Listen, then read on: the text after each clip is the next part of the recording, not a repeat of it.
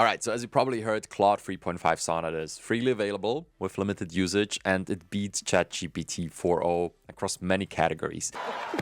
The one that is absolutely undebatable, though, is code generation. And not just code generation, their artifacts feature allows you to see that code in action as it generates it, making this an unprecedented development in the AI space. What does this mean practically? You can create websites, you can create games, you can create visualizations, and so much more. There's a ton of use cases, and I actually really took my time with this video and researched this across the past week since Sonnet came out, and I compiled all of them for you in one video. The beautiful thing here is, though, as opposed to the GPT 4.0 use case video that I did, a lot of these use cases you can try, you can replicate, you can use for yourself today. Because Sonnet 3.5 and its capabilities are not some sort of announcement or promise of things that are yet to come. It's available today, and we'll be looking at all the various ways you could use it today. If you want more details on the model itself, I created a separate video for that. This video is going to be all about how you can put it to work, which is going to be a combination of examples of how other people put it to work and prompts that I crafted myself. Some simpler, some a little more intricate. All of the prompts that you'll see here, I'm providing to you for free in the description of the video. If they're too long in the description, I'll probably just have to link this Notion page that you can freely access just like a website. Okay, so let's get into it. There's a lot to cover, and I could have actually quite easily made a video titled the 50 most mind-blowing use cases, but the thing is, not all of them are created equal. Some are more impressive than others, and some are more practical than others. So I used my personal judgment and experience to pick the use cases that I figured you might find really interesting here. Because we're going to be visualizing data as an animation. This is something the code interpreter, aka the data analysis tool in GPT 4.0, cannot do. So namely, the prompt I'm using here is act as a data visualization expert, create a real-time dashboard to effectively represent the spread of a disease over time across various countries. And this is one of the first capabilities I want to highlight. It's really good at creating these dashboard type websites. We'll be looking at more examples shortly here, but look, from this simple little prompt, it writes the answer, and then here you have the artifact that essentially is all of this code, but you don't even see the code in the first view. It just writes that in the background, and it gives you this interactive preview, and you can look at the little app. Look how great this is. I didn't even give it any data. It just came up with some mock data for me, and I can switch between the different countries. And it has several features, like it simulates real-time updates. So you could hook this up to an API with code that provides it with real-time data, and it will be updating as it goes. Quite simple, right? But if we go further in this conversation, I'll present you with, by far, my favorite follow-up prompt here. It's so simple, yet so effective. By simply saying, make it better, it will interpret what you mean by better. It will look at the context so far, at what it created, and come up with a list of iterations that would make it better. In Claude's eyes, that is, but it turns out it's really good at figuring out what would make it better. So by simply saying make it better, it came up with this dashboard with way more information. At the top, you have the base data, it added a bar chart option, and there's a global map view. And here we get to the first important caveat. This will write code for you that might not be executable within the artifacts feature. But if you bring this over to something like Visual Studio Code and run it, you can have additional packages that are not available in here. Just as a recap for non-technical people, which, by the way, is what I assume for this video. You don't need to know code to follow or recreate these use cases that I show you. A package is a set of functions and instructions that do a specific thing with code.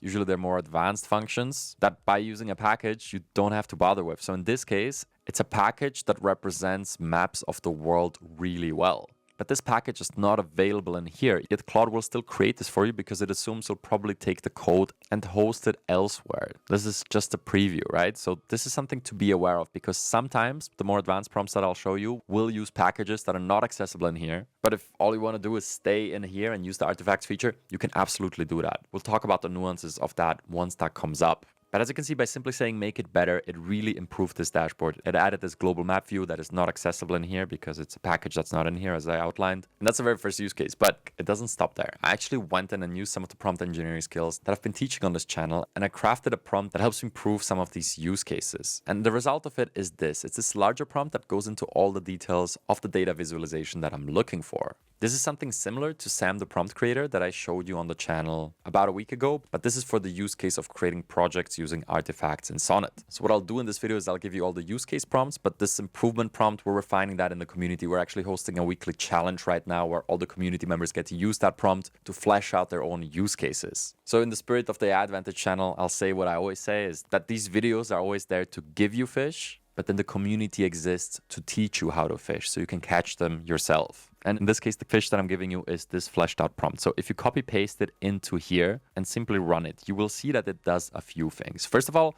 you have manual control over the various features in here. Okay, so instead of having a quick one-liner and it assuming a lot of things, you tell it exactly what you want. And if you're building a visualization like this that represents the spread of disease over time across various countries, then it might be really good to have manual control over these things, because here you can go into the prompt and you can actually edit. You can actually see what decisions have been made rather than telling Claude, bro, figure it out yourself. And here is the result. And look, I kept it like this on purpose because here we ran into our first problem. There is an error message, right? This generated code includes unsupported libraries, datefns and calendar as calendar icon from Lucid React. You don't need to know these packages. You don't even need to know what this means. You just have to know that this is an error message, and what you can do in Claude and in GPT-4o every time is just copy the error message and paste all of this back into it. You could also copy just the error message in the middle, but this works like a charm. Just paste it in there and it apologizes to you and it will rebuild the app without those packages. Now you want to do this if you want to stay inside of the artifacts feature, if you want to bring this outside, if you want to host this yourself on the internet, you don't mind. These packages will probably do something even better than you can do it here in these artifacts. But if you want to stay in this web interface, just take the error messages that it gives you, throw them back in, and there you go. Here's the improved app. You can see there's various improvements, different views. You have an option to share the page. You have an option to export the data. And all we did is lead with the more advanced prompt. And then if you want to stay inside of the artifacts feature, we just paste the error message and it readjusts it so that it works in here. Just be wary that will usually result in worse code objectively. So if you want to host this elsewhere, take the first version. And also the obvious question, Igor, how do I host this elsewhere? Well, this is not a technical tutorial on how to host websites or web apps on the internet. But what I did do, and in my prompt, I included a block that tells it to give you a step-by-step guide on how to host this. So if you look at the bottom of its output, it doesn't just give you the artifact, aka the website that works, but also here at the bottom, it tells you to fully implement this dashboard in a production environment, you would need to add a proper date range picker, implement real API calls, add proper error handling, implement the sharing and data export functionalities. It tells you all the steps that you could then communicate to a developer or work with Claude to guide you through it. And also what you'll see in the first result, it gives you a step-by-step guide on how to host this yourself. So this app goes offline as soon as you close the tab, and you can share it with the world for others to use it. But if you follow this step-by-step guide that comes from the initial advanced prompt, I'm confident that if you take some time and use Claude's assistance in it, you will be able to get this up and running. It's not easy, but with the assistance of something like Claude, it's not that hard either. And then beyond that, I have a more advanced example of a visualization here on Twitter by Luis Spatala. And it took him 5 minutes and a couple of iterations. That's what it takes sometimes, right? If it doesn't work, you got to follow up. You got to tell it what you don't like, what it should change. And he just visualizes a pendulum with a bunch of random numbers in between, and then it generates a bunch of other pendulums, and look, you get this visualization. I'm not exactly sure how you practically use this, but you can do things like this. And while the options might not be infinite, there's so much you can do, which just wasn't possible a month ago. If you want the final prompt and a tweet, links are in the description, as per usual. All right, next up, we'll be using a new chat, and this is a very simple prompt yet again. Create a narrative-driven website from a PDF that weaves together unexpected visual elements and storytelling techniques to reinforce the information in the PDF. This one comes from my personal prompt library. I have various interesting and esoteric prompts that I like to play around with here and there. This was a variation of one of it, and I used its ability to convert PDFs into websites and combine that with these really powerful LLM keywords like storytelling techniques and unexpected visual elements. And what do I need to do here? Of course, I need to provide it a PDF, otherwise it will be a little lost. This is a PDF I shared on the channel before. It's one of now 60 or 70 AI Advantage community guides, and it's this Midjourney technique where you can generate screens with green screens in them, which makes it really easy to create custom marketing materials for your very own brand, because it's really simple to replace the green screens in either with a chroma key effect in a video editor or by selecting that one color inside of Photoshop, Canva, or similar. Anyway, the point is that this is a step-by-step guide, and we're going to try to visually represent this and just run this prompt and see what we get. Now, this one is so interesting because the concept here is not the idea of turning a Midjourney tutorial PDF into a website. It's the idea of transforming any PDF into a different medium. LLMs are essentially transformers that generate various outputs, right? They generate text, image, even video now with Gen 3 and Dream Machine. Or with Claude Sonnet, they create web apps, websites, and games or interactive visualizations. Now look, this is a very simple prompt, and I just gave it the PDF without any additional context. And it creates this website for me. And as you can see, it is narrative driven.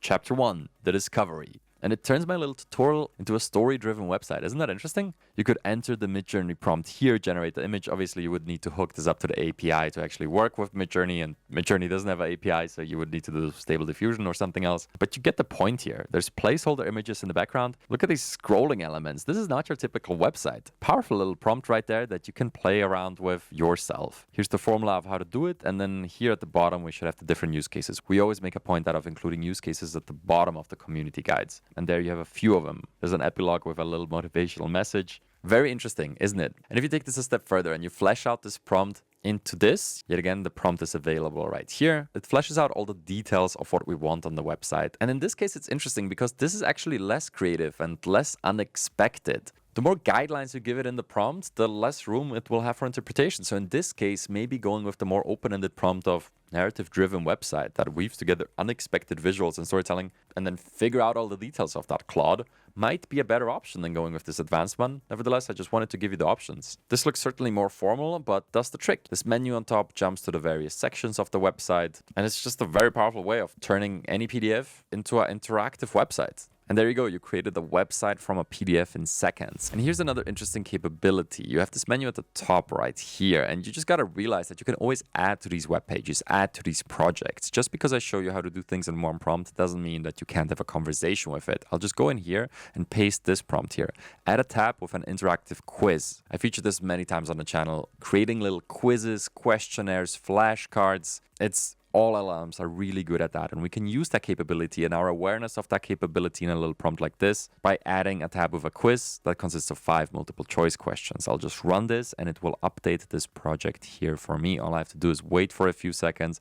The funny thing is, with GPT-4, I usually had to stop and wait for a minute until it finished, and then we cut the recording. But here, I'm just talking over this happening. A few moments later. Okay, fair enough. We had to fast forward a little bit just because generating the code for all the multiple choice questions took a while. But look at that. We have a little tab with a multiple choice quiz. You could submit that quiz. You could ask Claude how to implement this practically. And there's some console messages that I could now take and paste back. And this is the way you want to work with it. You want to add your ideas, and if something doesn't work and you get error messages, you just paste them back in and then it will improve on it by itself. And here I want to highlight another use case here from Sabo Schubman on X, and what he actually did, he gave it the Tesla earnings report for the first quarter of 2024. And because that is very well formatted, he gave it a simple prompt like this: come up with a detailed analysis and summary with stock recommendations by carefully reading the attached earnings report. Put together a nice, interactive, and highly detailed, but visual appealing dashboard. And here you have the dashboard keyword again. Very useful if you just want to create overviews of something. And here it is. He transformed a PDF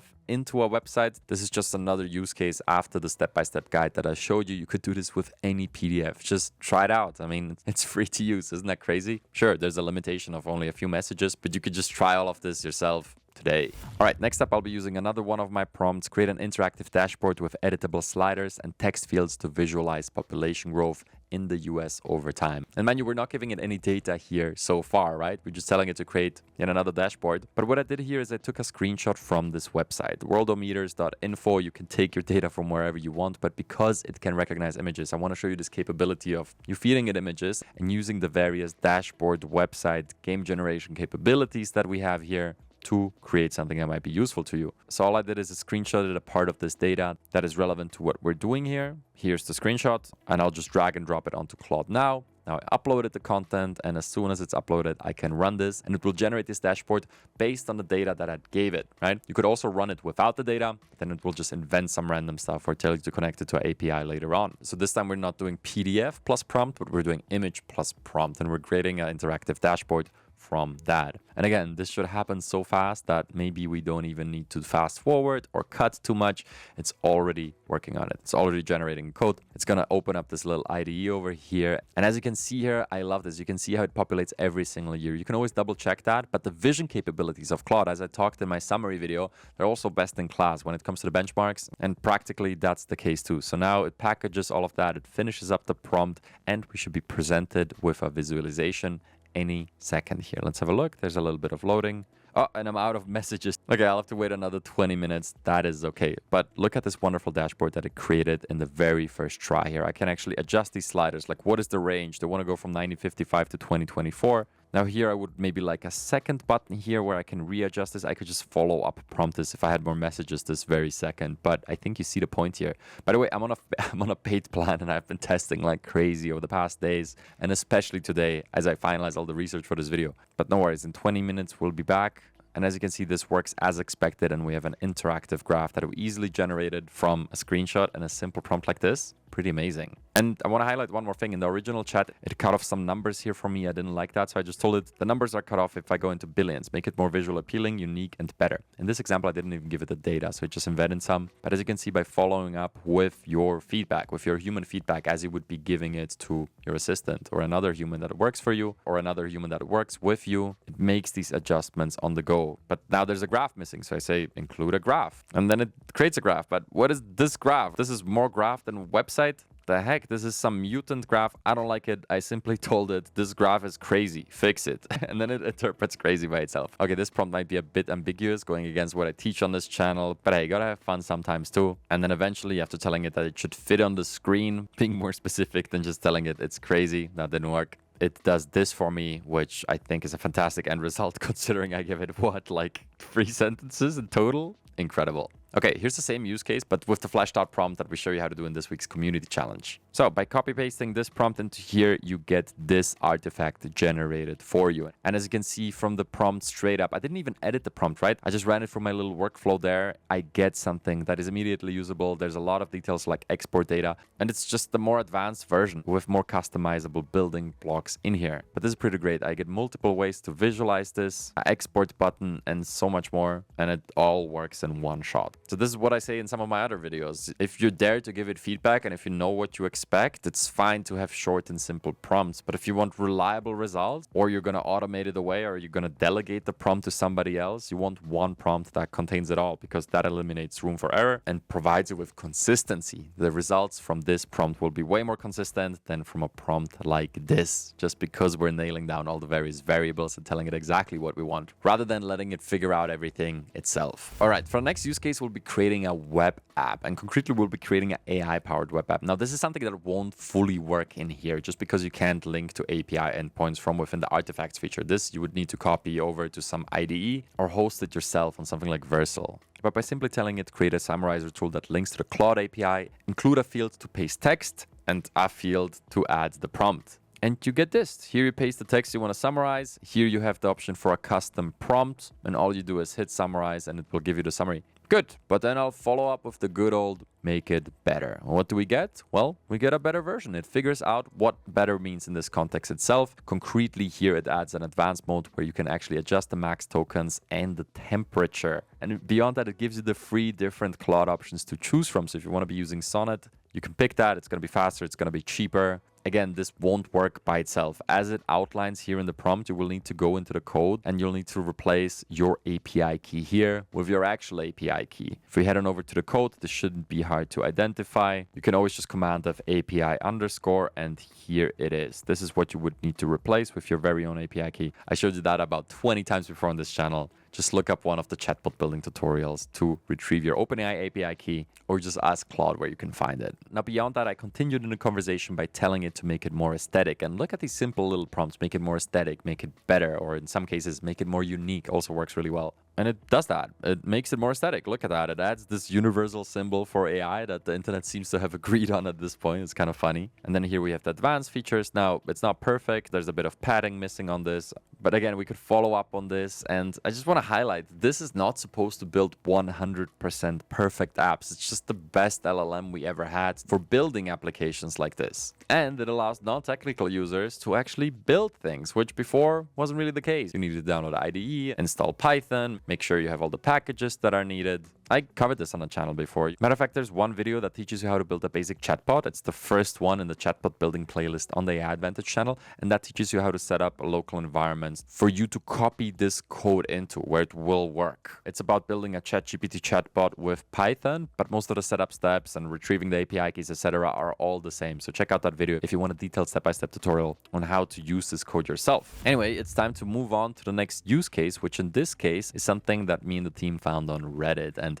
this one is incredible, let me tell you. Now look, before you even look at this, I just have to clarify, this is not something you will get from one prompt. This must have took a lot of iteration. And as you can see, this is not hosted inside of the artifacts features. So you have to bring the code out, host it somewhere, and then you can get something like this. As you can see, this is hosted on the internet. These more advanced prompts that I include in the tutorial always give you a step-by-step guide on how to host. Plus, there's a plethora of tutorials across the internet. It's not too hard. Almost everybody can figure that out in an afternoon. But as you can see, this is a web-hosted app, and it's this travel planner, and I think it's absolutely incredible. It includes images, which were obviously added. It includes a link to Google Maps, and all of this was set up by Claude. Is there additional steps after Claude does the generation? Yes, absolutely. But can Claude Sonnet guide you through every step of the way? Also, yes. You can provide screenshots of your progress as you work through something and tell it what kind of problem you have. And it will act as a tutor for you in implementing it too. But look at that. You can search for various locations across Bali with custom images. It gives you the different points on the map. Incredible use case right there. And here's another one from Sabo Schumann, where he actually took a screenshot of the ChatGPT interface and he let Claude 3.5 Sonnet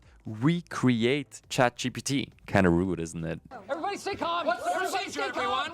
But it did exactly that. It wrote the entire code for a ChatGPT 4.0 clone with the prompt presets, with all of that. You could hook that up to the GPT 4.0 API and have yourself built ChatGPT 4.0 clone just like that. Again, the links to all these posts are below. You can check out more details there if you're interested in that. But this brings me to my last category, which is a bit of a tricky one because it is game creation. And I do have some very basic prompts here, but look, I just have to say it. I'm not a game developer. I might be an avid gamer, always have been, but I've never created games. But with Claude, you can get your feet wet and you can build your own interactive little games yourself. And they actually work in the artifacts feature, so you don't have to bring them out. You don't have to host them anywhere. They just work in there. Now, is there limitations? Of course, you won't be able to build GTA 6 in here, let me tell you that. But you can create simple little things like Pac-Man, Backgammon, Tetris, or the good old Snake. So we'll do that in a second here, and I'll even show you how to create custom game assets yourself that you can then use in your very own game. But before that, I want to actually dive into the deep end of the pool and shout out a friend of the channel, Chris from All About AI, and this video that he posted on YouTube. I think this is an absolutely incredible one. If you care more about game creation and you want to see what you can do if you're ready to bring the code out and to do a little bit of code editing, which does require some coding knowledge, then check out this video. You can also follow his project step by step and rebuild this game that he did. But here, in under 30 minutes, he actually went through a step-by-step tutorial through all the asset generations. He generated these little Flappy Bird assets in 8-bit that I'll show you something similar in a second here himself, or maybe not himself, maybe rather in tandem with Sonnet 3.5, but that's the new doing it by yourself, I guess. And then he just goes through all the step of adding various sprites, adding AI opponents. Yes, that's something that Sonnet can do really well. Adding music and sound and background and finishing up the game. And then he has a fully functional game that he can actually play. And he uses Claude's new project feature to build it. As he generates more assets and more code, he adds it to a project and then he keeps talking to it. And Sonnet is aware of all the different code and all the different things that have been added to the game. So if you're interested in building something more complex and you try out the various use cases in this video, then Chris's video here might be a fantastic next step. And let me just note, I forgot my table mount for this mic, so I keep handing it off from one hand to the other because it's really heavy. Anyway, let's get back to the video here. So here you have a full project. This is kind of as far as you can take it with a tool like this when it comes to game development today. I mean, I'm sure you could do a little more, but this really shows you what is possible very well. But again, that does require some coding knowledge. If you want to kind of just play around and have a good time, then let me show you some other use cases before we build something ourselves. Because you could not just ideate, but you could also build with Claude 3.5 Sonnet when it comes to games. In this Reddit example, Sir Wood Dafu here made a simple 3D first-person shooter touchscreen game right in the chat interface. Okay, so all of this is created within the artifacts feature. In the game, you shoot happy emojis at sad monsters to make them happy. Kind of a neat concept, right? By the way, the ridiculous idea for this game is Claude's.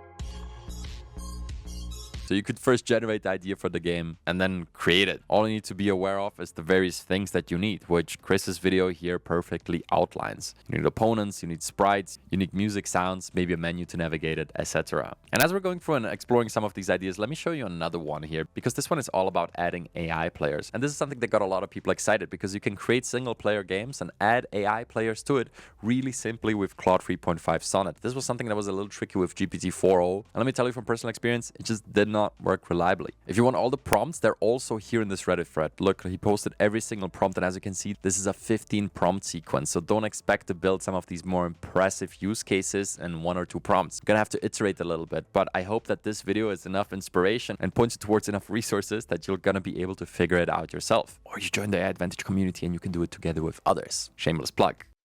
Okay, here's another use case that you can build. As I mentioned, these basic games are easily buildable. So here it combines a basic game and an AI enemy to build a checkers game where you're playing against the AI. And as you can see, this is running in the browser on your phone, okay? So you don't need to host it externally. You can build these things while you sit at dinner with your family and show them, hey mom, I built a checkers game where you can play versus AI myself while you ate your appetizer.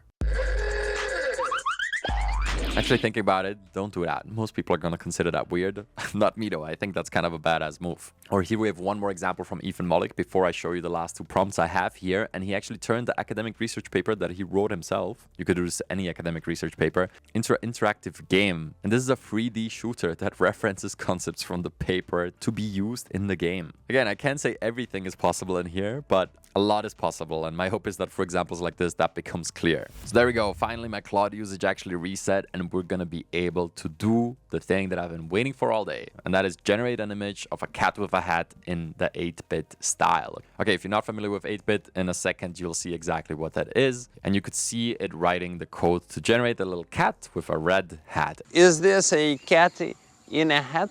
Isn't that beautiful? And then what I want to do here is I want to follow up with a prompt, and I just want to show you this combo. This is very basic, right? This is something you could figure out yourself, but it's this ability to combine that you really need to become aware of, because as I showed you, some of the best things in here are built with 15 prompts or more.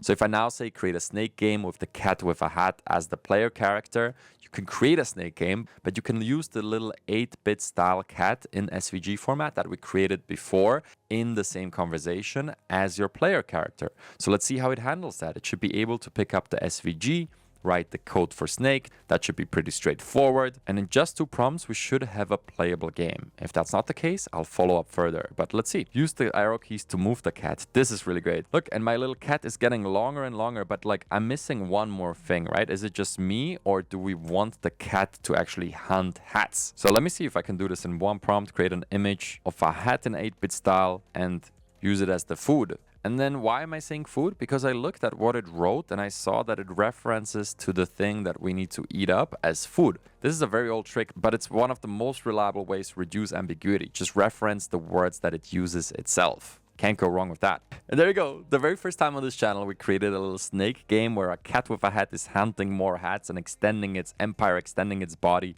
by finding more hats. It might look basic from the outside, but considering the fact that we just made this while I was talking in under a minute, I think that's seriously impressive, and this is the worst these tools are ever going to be. I can't wait for the large model, Claude 3.5 Opus, or OpenAI's response to this move. I hope this video brought you some inspiration and some knowledge. And if you want to get more into this, if this sparked your interest, I would again recommend this little playlist that is still relevant on how to build a custom chatbot with code without any coding knowledge. It's the most popular long-form tutorial on this channel for a reason, and using something like VS Code and installing various coding languages yourself on your own machine is the logical next step to bringing games like this to life yourself. All right, that's all I got for today. See you soon.